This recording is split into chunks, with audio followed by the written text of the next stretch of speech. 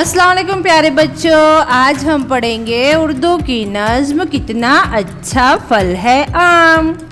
तो सुनो और मेरे साथ दोहराओ। मिलता है ये सस्ते दाम, कितना अच्छा फल है आम। गूदेदार रसीला भी, खट्टा भी है मीठा भी, कितना अच्छा फल है आम, कितना अच्छा फल है आम।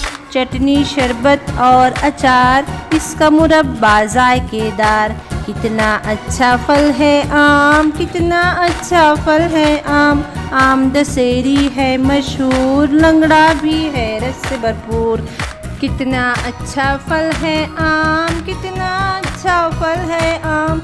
मिलता है ये सस्ते दाम, कितना अच्छा फल है आम।